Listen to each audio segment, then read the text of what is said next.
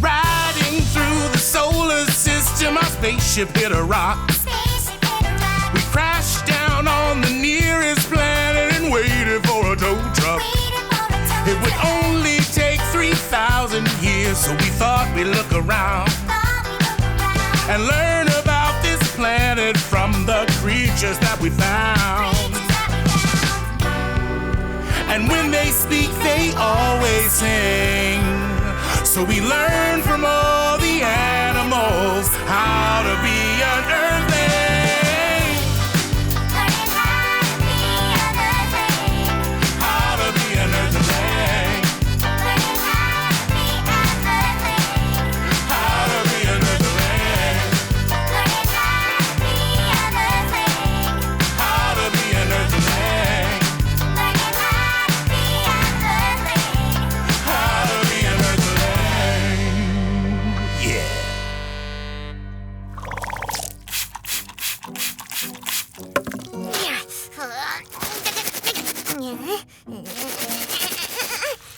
If I can just get this nacho cheese off this microphone, we should be ready to go! Oh, hey there, Flip. Hello, Mozi. What you doing? I am currently cleaning your nacho cheese off of our recording equipment. Oh, yeah. That's good stuff. Actually, Mozi, the nacho cheese is spilled over there. What you just licked off of your tentacle is subspace cleaning foam. Still, not bad, though. Do I detect a hint of pine?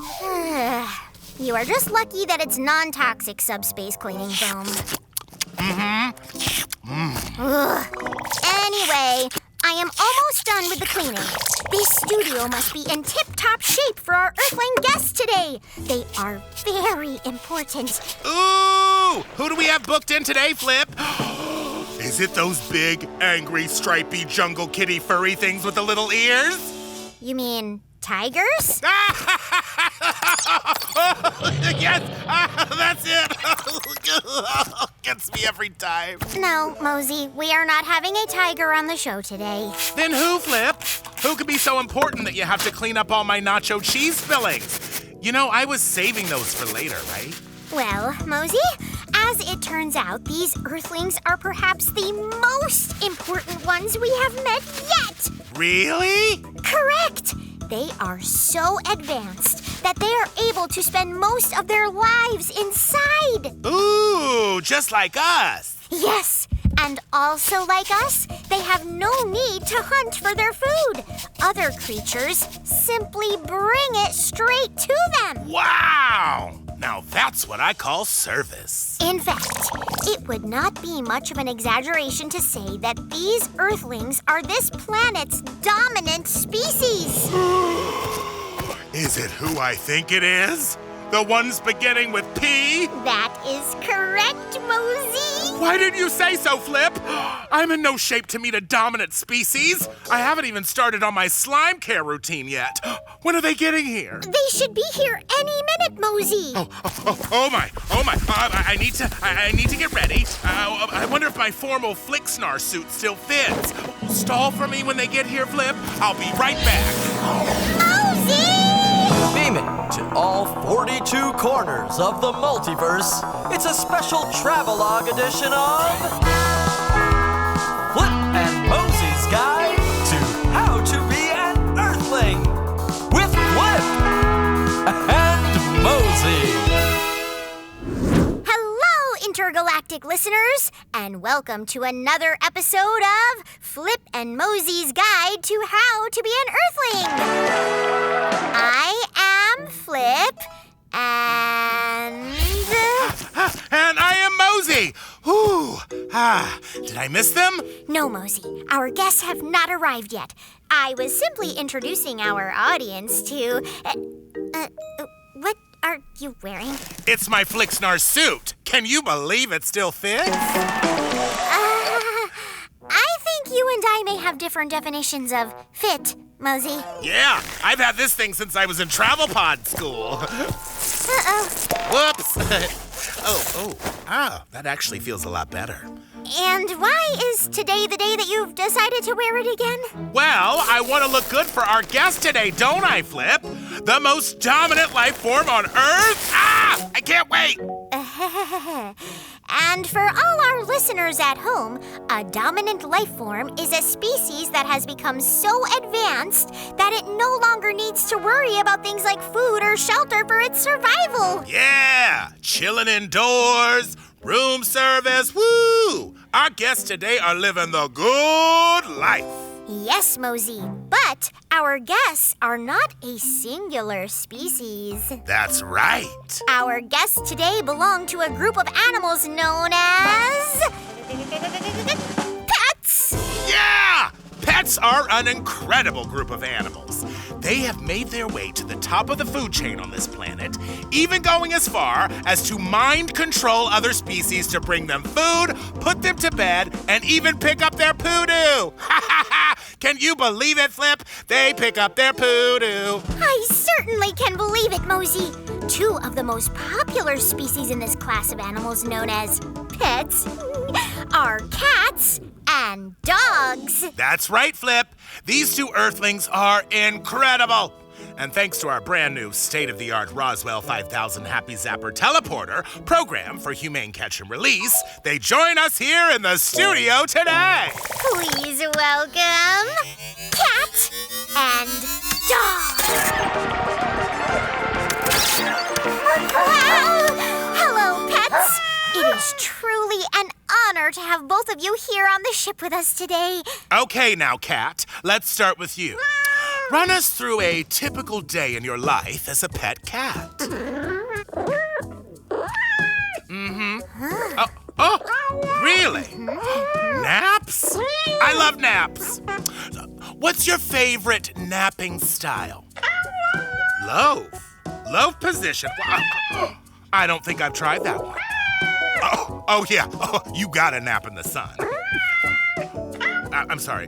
Then you get fed a little treat? It's just brought straight to you. Wow. You really have it all figured out, don't you, Mr. Cat? What do you mean that's not all? What more could there possibly be? Pats? Okay, you're going to have to explain that one to me. Oh, wait, so let me get this straight. You nap all day, have food brought straight to you, and then spend the rest of your day being massaged by those two-legged screen watchers? Woo, I like you, Mr. Cat. I think you and me are going to get along just fine. And you, Ms. Dog? What are some of the values that you believe are important if you want to be a good pet? Interesting. I could not agree more. Helping out the community is very important work. You're saying that you have a job? That you work for a living?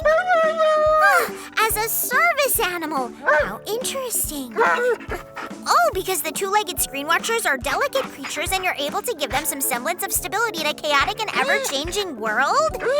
And you're also moonlighting as a security dog. Wow! So impressive. And that's because you want to keep your community safe. Well, I have to say, Ms. Dog, I find that very admirable of you. Well, it appears rather obvious to me who out of these two Earthlings is the dominant life form on this planet. Absolutely. Dogs! What? Dogs are obviously the dominant life form on this planet. It's obviously cats, Flip. Well, I suppose we will just have to agree to disagree, Mozi. Oh, no. I don't think so, Flip. Well, how else do you propose we are going to settle this, Mozi? 3 words, Flip. The Creature's Court. The Creature's Court? Mozi, What are you talking about? It's this great little Earthling show that I picked up on the Holovision last week, where those two-legged screen watchers yell at each other in front of another screen watcher who wears these funky black pajamas while holding a hammer. That sounds like a very chaotic and illogical program, Mozi. Yeah, it's great. I still don't understand how that will help us settle our disagreement, though, Mozi. Don't worry, Flip. All will be revealed right after these messages.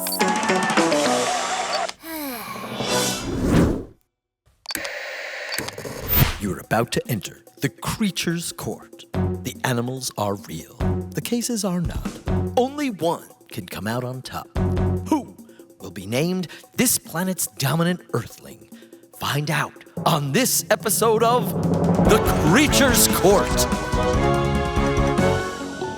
Mozi is a Glenbargo from the Flamador Nebula. He believes that fluffy cats with their ability to mind control humans makes them the clear choice for Earthling's most dominant life form. Seems like an open and shut case to me. Napping, snacking, on-demand poodoo collection. If that's not a dominant species, I don't know what is. Flip is a Flagnar from the Nyar cluster and is taking the counterpoint. She believes that dogs contribute more to the planet and are therefore the ones in charge. I believe that being the dominant species of a planet means trying to make the world a better place. And now, here's your judge, Computer. Both sides will now deliver their opening arguments. Your Honor, may I approach the bench? Thank you, Your Honor.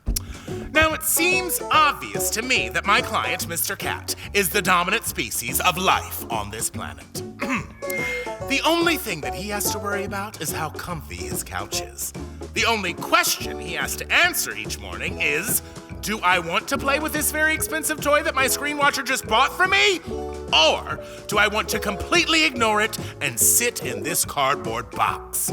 He no longer needs to worry about finding shelter, hunting for food, avoiding predators. He's moved beyond that to a point where he is now the most comfortable and the most dominant life form on the planet. Thank you, and I rest my case. Boom. Flip will now give her rebuttals. Greetings. To be a dominant species, you do not need mind control. A truly dominant species is one that strives to help those around them and make their community a better place. If you'll take a look at this chart here... Objection, Your Honor! I didn't know that we could use props. Oh, so it's my fault I didn't read the rule book?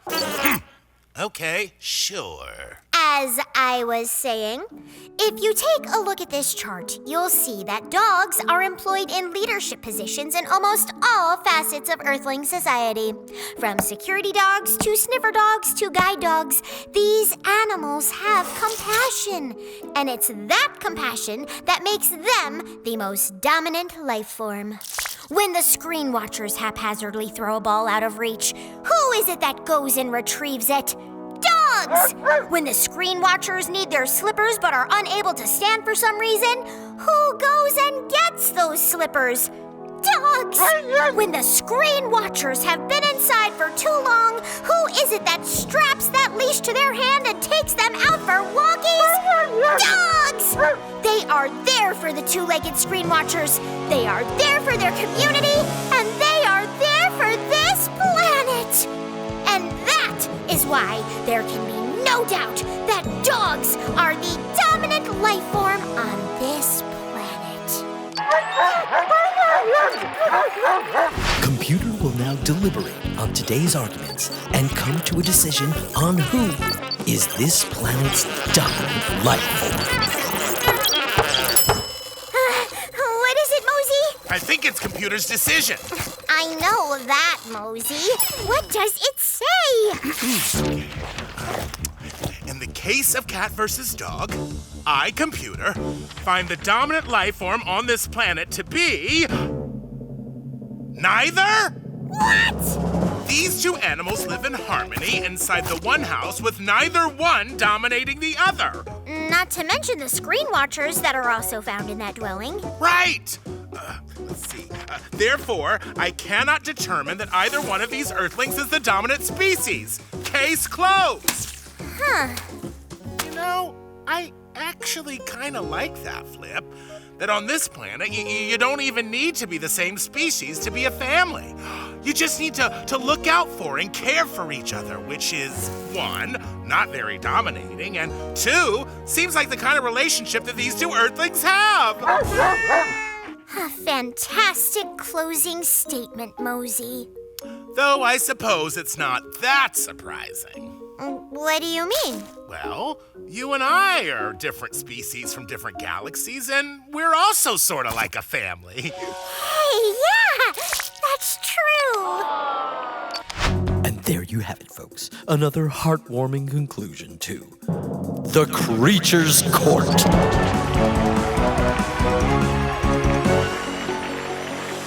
Join us next week when we find out once and for all whether a tomato is a fruit or a vegetable. Fruit!